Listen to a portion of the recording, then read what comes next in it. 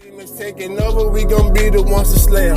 I learned from the best, now these bodies bout to drop. Everybody get to running, cause you bout to lose the top. We'll tell the demon king that we gon' take it back. Be ready with them weapons, keep it on our backs. Not in the military, but I'm still a soldier. Even the king.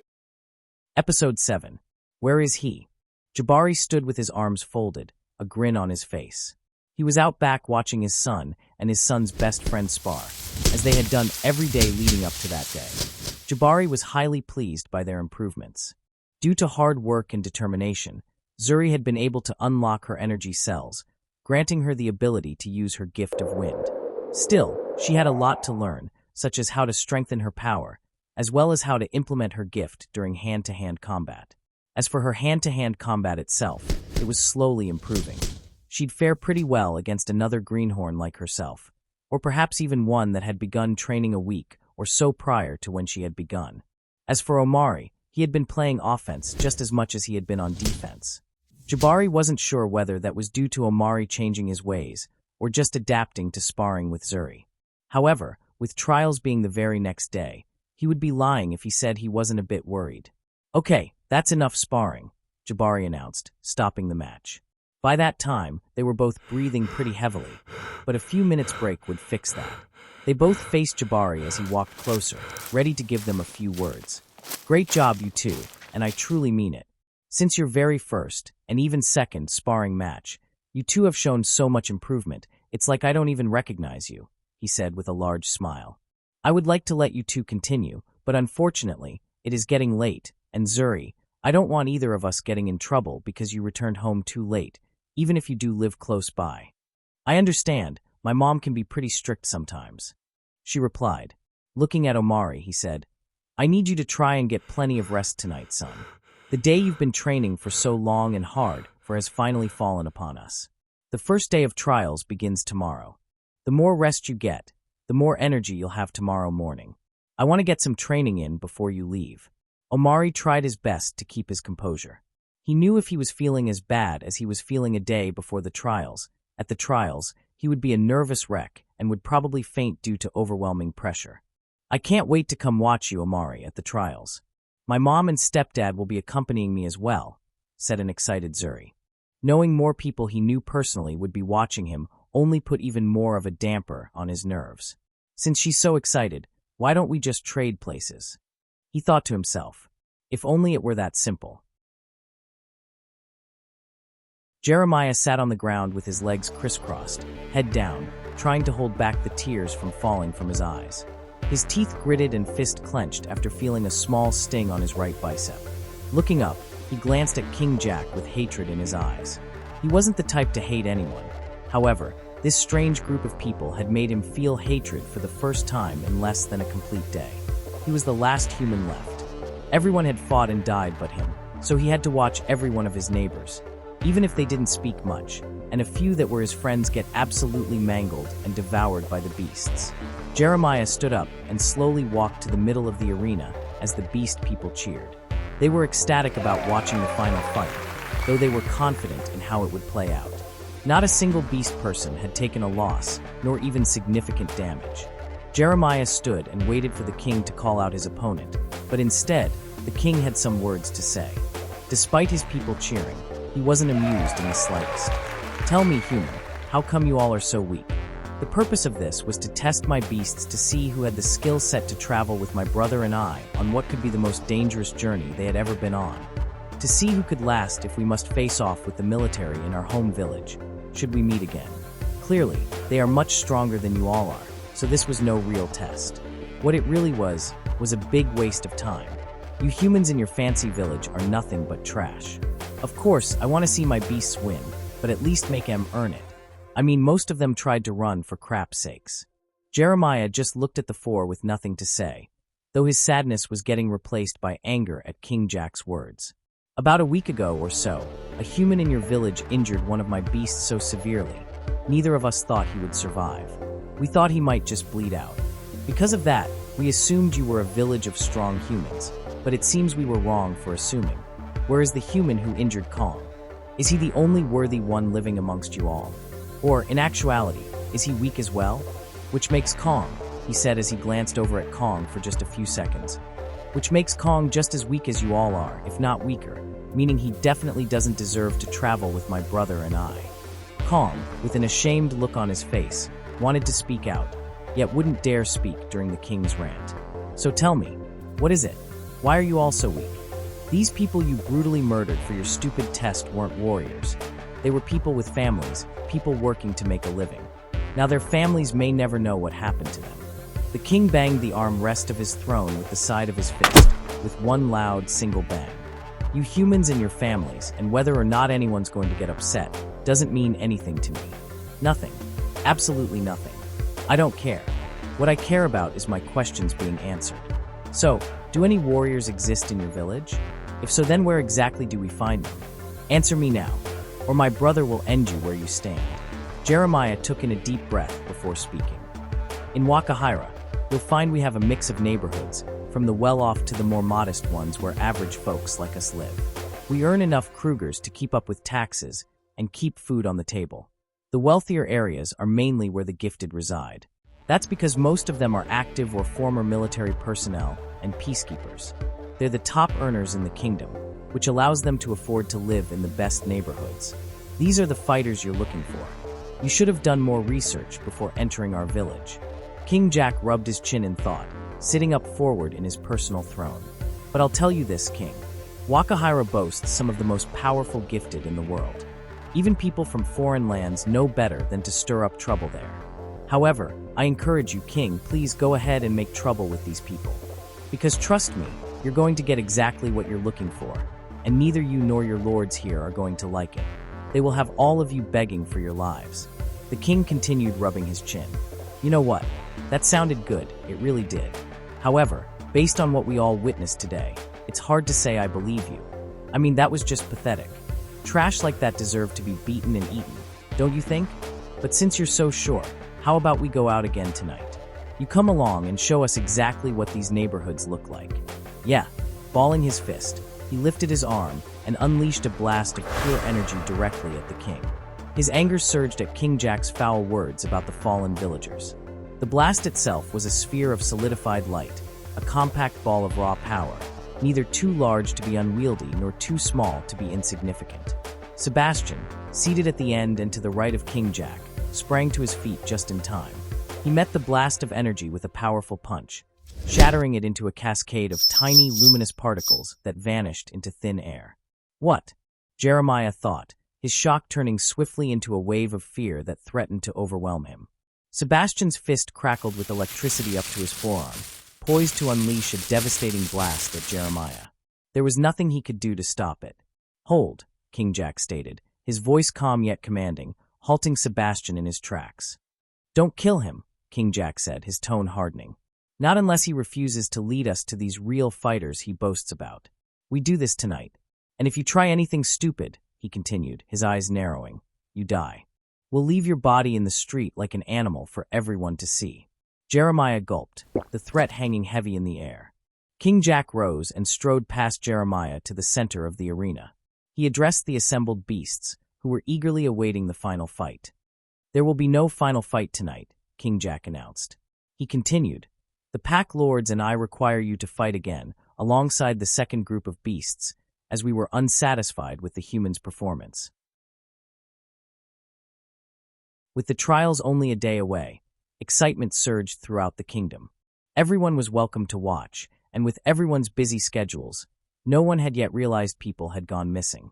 Only a day had passed since their abduction, leading their close friends to assume they were simply occupied with preparations. Night had fallen, but sleep eluded Omari. He tossed and turned, while the others slept soundly, despite Jabari's advice. Fear gnawed at him. The trials consumed his thoughts, turning him into a nervous wreck. He couldn't shake the feeling of impending failure, the images replaying endlessly in his mind. Omari sat up in bed, lost in thought for a moment before deciding to get up. He quietly pulled on trousers, shoes, and a tunic. Then, he slipped out of his room, left the house, and headed to their usual training spot out back. A few more hours, and I'll be in that stupid arena, participating in that stupid trial. And they expect me to just go to sleep? I feel like I'm already about to break, Omari exclaimed, collapsing to his knees, burying his face in his hands. I wish I didn't have to go to that stupid thing. Maybe I should just run away for a day, he muttered, standing up. Then I wouldn't have to go, Omari said nervously, as he began walking toward the woods. He seriously considered it, inching deeper into the woods. No, I can't do that. What would my dad think of me? Omari questioned, stopping his advance. He stepped away from the woods, tilting his head back as if to gaze at the sky. Maybe I should just train and see if that helps. That's what my dad would want me to do. He did say he wanted to train anyway. Perhaps I should start early, since I'm already out here. In an attempt to build his confidence, Omari took a few deep breaths and began training. He worked through all the moves he had ever learned, even using his powers to grab his staff leaning on the wall, and practiced with that. After training for a while, Omari went inside for a bathroom break. He felt like he was pretty much done, but decided he'd train just a little longer, just for good measure. King Jack was the first to breach the tree line, entering Wakahira. Georgina and Freya followed, then Sebastian and Ares, who were handling the wagon. Inside the wagon, restrained and tied up, sat Jeremiah. All right, now you better keep your voice down and tell us where to go, the king said. Then he paused, looking around. He placed a hand on his chin, glaring at Jabari's, Ada's, and Omari's residents and the neighbors. I remember saying I wanted to hit these homes the next time we were here. If you want fighters, then this isn't the type of neighborhood I was talking about, Jeremiah said. The people making the real Krugers live in nicer areas than this. Those are the people you want to find. Most of them are either active military or peacekeepers. Well, then there's no need in wasting our time here. Let's continue, the king spoke, and they all did as such.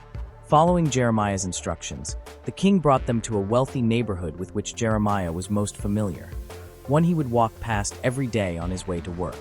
He felt terrible, however. He was hoping these people would be strong enough to do to the beast people what the beast people had done to them. Besides, it wasn't like he had volunteered for all this. This neighborhood is sure to have people strong enough to fight your beast. Really? Asked the king. Because you don't sound too confident. Jeremiah gulped once again. You better not be lying about this, the king said, leaning in to get in Jeremiah's face, with both hands on the wagon. If you've wasted our time tonight, I will be your opponent in the tournament. And trust me, you'd have a better chance fighting my beasts. Jeremiah just looked at him, not saying a word. Ares, put him to sleep while we work. Don't need him doing anything stupid, like yelling to wake the villagers, the king ordered. No, please, I promise not to, Jeremiah pleaded. I'll be a good human, I swear.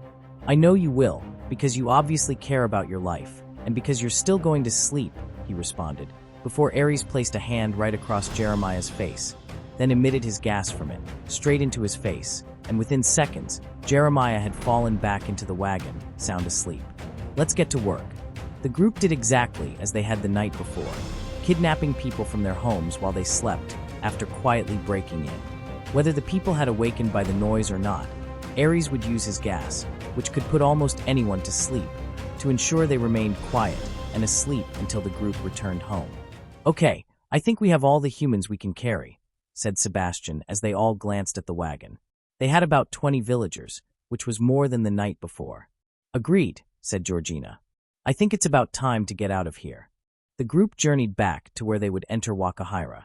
As they approached the two homes they normally traveled between to enter the woods, they could hear movement in the grass. Wait, the king ordered, stopping everyone's movement. Yeah, I hear something, Freya whispered, then motioned for the group to continue, leaving the wagon behind. They were slowly creeping along the side of Jabari, Ada, and Omari's place of residence with their backs against the wall because what they heard was in the back of said home. There is a young boy training, said Freya, who was in front, peeking her head around the corner. Ares, get up here, she ordered, and he moved from his position to between her and the king, who was second behind her. After stopping, Omari had gotten tired and sweaty, bending over to catch his breath. He had done cardio as well as technique exercises. That's enough for me. I've been out here way longer than I should have been, plus I keep getting this bad feeling. Guess I'm just not used to being out here this late, Omari said while still bent over, hands on his knees, taking heavy breaths. Oh well, I feel plenty confident now, so it was worth it, he said right before standing up straight and advancing slowly towards the house. As he moved closer, Omari's face began to change. Is that a glimpse of someone's arm I see? He said that right before the arm moved back out of view. Is someone there? He asked, stopping in his tracks. He was already too tired to run away. Ares, go get him, King Jack ordered, and he moved from his position towards Omari. Ares advanced slowly with both arms up, trying to appear innocent. One thing he couldn't hide, though, was the fact that he was nude. His animal-like features were barely seen thanks to the darkness surrounding them. Hey, don't be alarmed. I didn't mean to scare you. I'm just a villager trying to do some late-night hunting, that's all. Omari stepped back slowly, not wanting to get too close to the strange, naked man. Who are you, and where are your garments? Ares is my name. I don't have any garments on because this is how I was taught to hunt. To be nude is to be one with nature. In order to have a successful hunt, one must first learn to become one with nature, Ares said as he kept slowly approaching. I guess that makes sense in a weird way, Omari responded. But what do you want? Well, it's hard to tell you if you keep backing up, Ares said with a frown. I come in peace. The only thing I require is assistance. If you can't help, then you can't help. It's fine. I will enter the woods, go on my hunt, and get out of your hair since you seem to be doing some intense training. You must be a strong one to be training at this time. Am I right? Yeah, I'm pretty strong. Actually, I'm apparently a lot stronger than I thought, Omari said, calming his nerves just a tad. And I'm sorry, I just don't feel comfortable being up close to a naked man, especially one that I don't know. Not that it matters much. It's okay. I hear it all the time, but trust me, I only do this when I hunt, Ares said nonchalantly with a smile, trying to look and sound as genuine as he could. I was wondering if you had something I could use to. Ares then suddenly darted toward Omari in mid-sentence, closing the gap significantly as he caught Omari by surprise. With a hand pressed onto Omari's face, the gas was emitted, putting Omari straight to sleep, falling on his back. Afterward, the wagon was retrieved, and a passed-out Omari was tossed right into the wagon with the others, bringing the number to 21 villagers kidnapped that night. Great job, Ares. The king congratulated him before they all breached the tree line once more, heading into the woods toward Beast Village. Hours later, Omari finally opened his eyes to find himself on the ground, surrounded by villagers from the same village. They were tied up by their hands and ankles, just as he was, and wore the same confused faces, as no one had any idea where they were. The last thing he remembered was talking with a naked man in his parents' backyard after the man approached him, claiming he was just going on a hunt. What Omari didn't know was, he was already the prey. He was paralyzed by fear, his heart pounding like a drum against his ribs. He couldn't believe he had been kidnapped. He'd seen the missing posters before, but he never imagined he might end up on one. Omari kept his head on a swivel, his eyes darting around, searching for any sign of escape, any hint of what was to come. The only thing keeping him from completely losing it was the fact that he wasn't alone, nor the only one awake, but even their shared terror couldn't fully quell the rising panic within him. Oh crap, he thought to himself after the realization sunk in. I'm supposed to be at trials in a few hours. Omari, it's time to get up, said Jabari, standing directly on the other side of the door. I know you're nervous. Trust me, I am too. Jabari then reached for the doorknob and turned it. It's a big day for both of us. But let's get some training in, then I'll. Jabari cut his sentence short when he looked at his son's bed and noticed it was empty. He must be in the bathroom, Jabari thought after scanning the rest of the room, then closed the door to head for the bathroom. Omari, please meet me outside when you are finished. I would like to do some training before you need to leave. Are you in there? Omari. Reluctantly, Jabari turned the doorknob, but there wasn't a soul inside. He didn't want to catch his son using the bathroom, but at least he would have known where he was. Well, if he's not in here, then he must already be outside training, Jabari said, feeling like a proud father. However, his pride was short-lived after Jabari went outside, headed out back, and saw Omari wasn't there. Panic had begun to set in. Where is he? Where is that boy? Had he already left for the trials? No, that doesn't sound like Omari. Maybe he went over to Zuri's? It's a bit early, but that sounds more like Omari. So should I wait? Or should I head over to Zuri's? Jabari was pacing, speaking out loud with no one to talk to but himself. You know what? It'll be better if I just went over there now. Just after he made a 180-degree turn, he could see Zuri heading towards him. Did I come too late? I remember hearing you say you wanted to get some training in before Omari left. It wouldn't feel right if I didn't come train with him. No, you're not too late, Jabari replied, looking behind Zuri and expecting someone else. Zuri took notice, then looked behind herself as well, a confused expression on her face. Are you waiting for Omari? Or are you expecting someone else?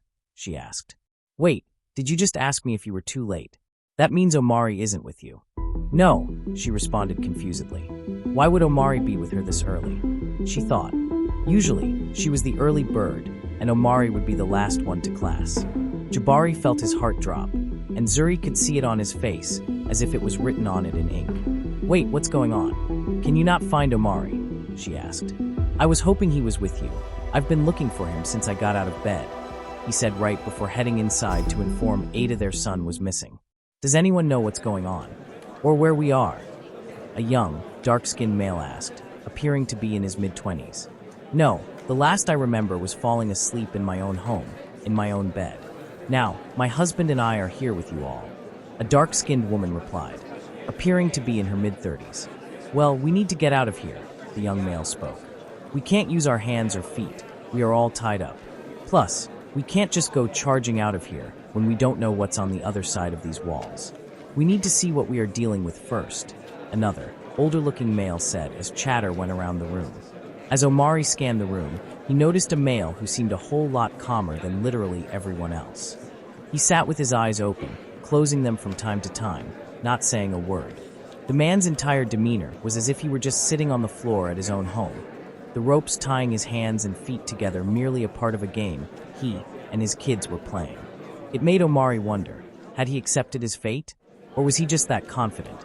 Omari glanced at the man, turning his eyes away every few seconds, careful not to stare. The man closed his eyes, then opened them, causing Omari to look away nervously. To avoid getting caught, he waited until the man closed his eyes to take one more look. The reason was he found it odd that, for some strange reason, the villager resembled someone he knew very well. Slight differences aside, they looked like they could be siblings, yet he had never seen this man a day in his life. What put the cherry on top was that even their hairstyles were similar. Why does this man look like?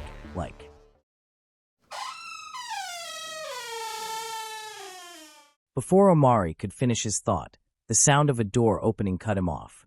Hidden from view, the door's location could only be deduced by the direction of the sound. The cabin they were in.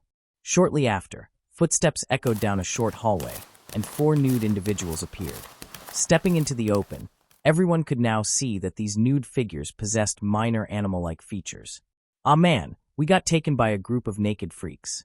The young mid-20-year-old male exclaimed. Well, no need to worry anymore. Aye, idiots, free us from these ropes, and maybe we'll go easy on you while we're kicking your asses. Haha, funny, King Jack said, chuckling. We just don't believe it's necessary to wear garments. I mean, we have before, but they all ended up ripping apart eventually. But don't let our nude bodies fool you. Clothes or not, we are still a village of very strong people. Yeah, I doubt that, the mid-20-year-old responded. Yeah, how about you do as he said and let us out of these ropes so we can fight like men?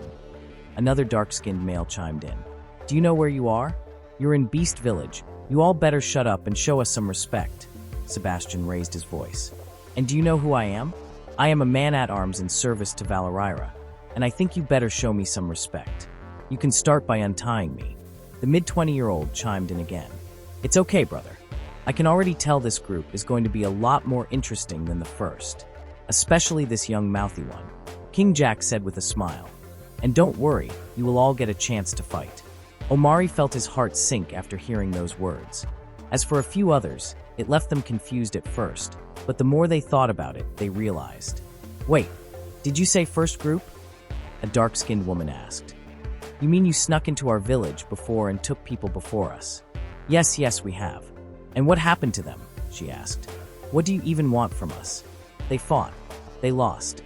And now they're dead, all except this man right here, he said as he pointed toward Jeremiah. Omari felt a cold dread wash over him as the words sank in. The reality of his situation crashed down with a sickening weight. It was no game, no story. He wished not to trail, and alternatively, he was about to fight for his life. He'd never faced anything remotely like this, and the terror was a suffocating presence, stealing his breath, and leaving him almost paralyzed with fear. "Please God, let this be a dream," he said inwardly, closing his eyes before reopening them. "It was due to this man's help that you all are here right now," said King Jack. Heads turned in Jeremiah's direction. "Why would you say that?" Jeremiah shouted back. "I didn't want to help you, assholes, you threatened me." "Screw you." "Silence," Sebastian shouted at Jeremiah. "Now, before this goes any further, allow me to introduce myself and these three standing beside me," the king said right before doing as such. Afterward, he went on to tell them about their reasons for being there, starting off with the fact that they were demon praisers. To finish it off, he had given them the same threatening speech about sending an army of men to wage war on their village if they tried to escape, to ensure they wouldn't do anything stupid then, nor during the tournament. There were a few non-gifted among the group. However, it was the exact opposite of the first group's ratio, where there were predominantly non-gifted people. After the speech no one wanted to hear because no one wanted to be there, King Jack couldn't help but notice the man sitting with his back against the wall, who appeared a heck of a lot calmer than the other humans in the room, maybe even calmer than the king and them. Now how was that possible? He and the king made eye contact. The king placed an evil grin on his face, yet the man's facial expression never changed. He didn't speak, nor did he look away nervously. "I like the confidence in this one. His demeanor intrigues me," the king said, looking at the man. "Are you a strong one?" the king asked, yet the man did not speak. "Are you deaf?" asked Sebastian. "My brother, the king, is speaking to you." Yet the man still did not speak, just continued looking as he had been. "It's okay, brother. He won't be so confident once he sees what we can really do. I just hope he still puts up a good fight. That's all that matters to me. Ares, get in here," the king commanded, and within seconds, they could hear the door opening once more. "Of course, another naked man that thinks he's tough," the mid-20-year-old said out loud. "Put them to sleep so we can escort them out to the battlefield, but not for too long this time, if you can. I'm ready to get this thing started." "Got it, King Jack," Ares responded, and the four headed for the hallway that led to the entrance and exit doors of the cabin. "Nighty-night once again, stupid humans," Ares said right before emitting the green substance from his mouth, which quickly covered the room, putting everyone but himself to sleep. This time, Ares made sure he used less of his energy to ensure they wouldn't sleep too long. When the group awakened, they were right where the beast people wanted them to be, in the same spot as the first group. After all being carried a few yards behind the castle to the large open area the four higher-ups created when they struck down a large number of trees. They had also noticed their limbs were no longer tied up, yet because of the threat they received, no one made a move. Even if Wakahira would win if the naked people attacked, every fight has casualties, which would be on their conscience. The king, Sebastian, Georgina, and Freya all assembled the second group of beast people to fight. Opposite of the humans, and with about 50 yards of space in between, sat the king and pack lords, in their own individual thrones next to one another. Standing on the same side, not too far from the higher-ups, Kong was there to spectate once again. Finally, sitting within the second group of beast people was the first group, there to fight once again. The group of beasts cheered at the awakening of the humans. Kong scanned the group. Even with the distance between them, his hybrid vision allowed him to see the group clearly. When he saw two heads of certain individuals lift in the back corner of the group, his mouth flew open wide. He anxiously tried to get the king's attention. King Jack. What is it, Kong? I see the two humans that caused this injury to my back, and it just so happens they are sitting right next to each other. King Jack, you have to let me fight them. Please let me redeem myself, so I can show you all I'm not weak. I would like to join you and Lord Sebastian on your journey. You do? Who are you talking about? I must know. The king asked with near excitement, opening his eyes wide as they all glanced into the group of humans. Kong pointed towards Omari and the one sitting next to him. The two individuals sitting at the far right in the back. "Oh, the one on the very end is the one we caught outside training," Freya pointed.